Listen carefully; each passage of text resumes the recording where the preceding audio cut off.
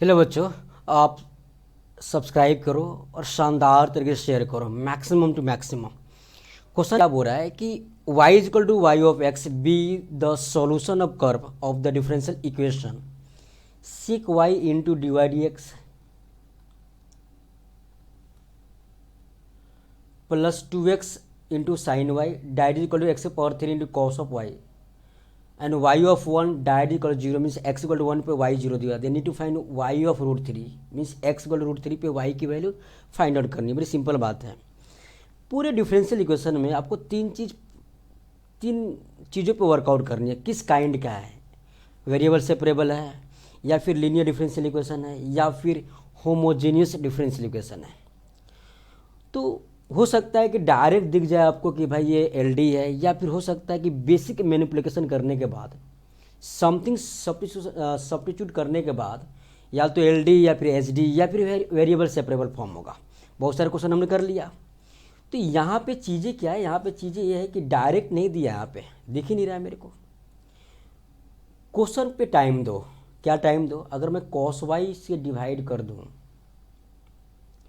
तो मुझे यहाँ पे tan y बन रहा है। tan y आएगा यहाँ पे सेक स्क्वायर वाई आएगा। देखिए ये tan y का डीसी क्या होता है, सेक स्क्वायर वाई। तो ये मेरा सोचने का तरीका था कि हमने cos y से डिवाइड कर दूँ तो क्या होगा यहाँ पे सेक स्क्वायर वाई और d y d x plus 2x tan y that is equal to x to the power 3। अब चीज़ें मुझे डायरेक्ट तो नहीं दिख रहा कि एल डी ई है, बट हम एल डी बना सकते हैं। कैसे कि भाई हमने क्या किया, tan x को हमने t माना, so sec square tan y को sorry sec square y d y that is equal to d T.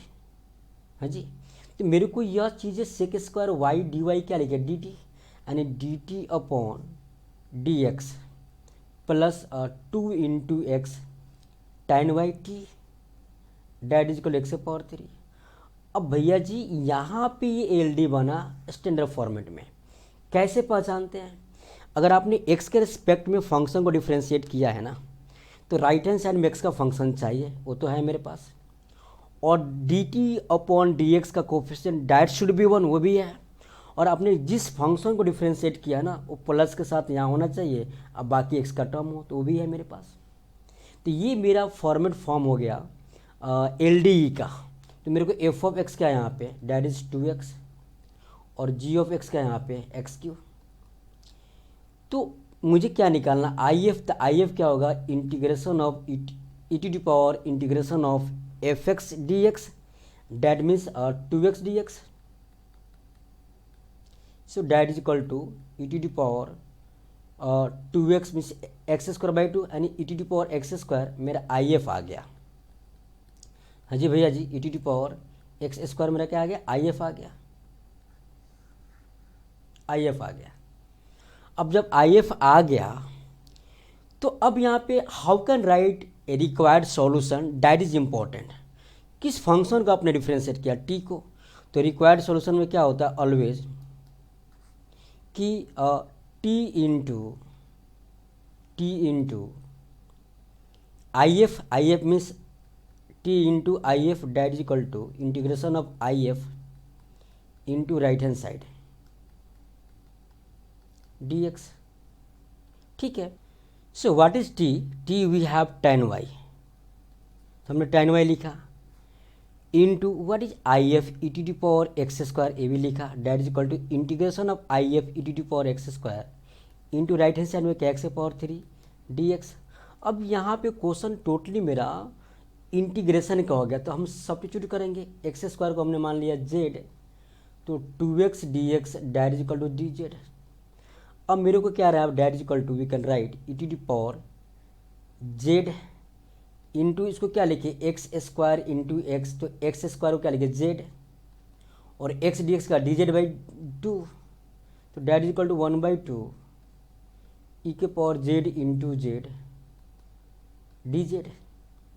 So tan Y into e t power x square that is equal to 1/2। अब मैं यहाँ पे by parts लगाता, तो 1/2 first function Z होगा, तो Z into e t power Z minus integration of Z का differentiation Z के रेस्पेक्ट में 1 into e t power Z d Z. So from here we have to write 1/2 Z किसको माना था आपने, x square को तो लिखो ना, एक्स स्क्वायर ई के पावर एक्स स्क्वायर, यहाँ पे ई के पावर जेड का इंटीग्रेशन ई के पावर जेड ही होगा, तो that is e t power x square plus c. हाँ जी, तो यहाँ से मेरे पास क्या रहा, tan y into e t power x that is equal to 1/2 e के पावर एक्स स्क्वायर हमने कॉमन है, क्या बचेगा, x square minus 1 plus c. अब मुझे सी निकालने के लिए क्या दिया हुआ है, कांस्टेंट ऑफ इंटीग्रेशन निकालने को क्वेश्चन में क्या, y of 1 that is equal to 0 means x equal to 1 y 0, तो y 0 tan 0 0 सारा 0 हो गया, that is equal to 1/2 x equal to 1 यानी e के power 1 e into 1 minus 1 plus c यानी ये भी 0, so we have c is equal to 0. Constant of integration क्या 0 आ गया, ठीक. सो मेरा पार्टिकुलर सॉल्यूशन आ गया, यानी c नहीं रहेगा यहाँ पे, c 0 हो गया. तो एक काम करते ई टी पावर एक्स ना, ई टी पावर एक्स नहीं, ई t power I F T power x square था ना हमारा, हाँ आई F e t power x square था, मैंने एक्स स्क्वायर टी माना, ठीक है जी.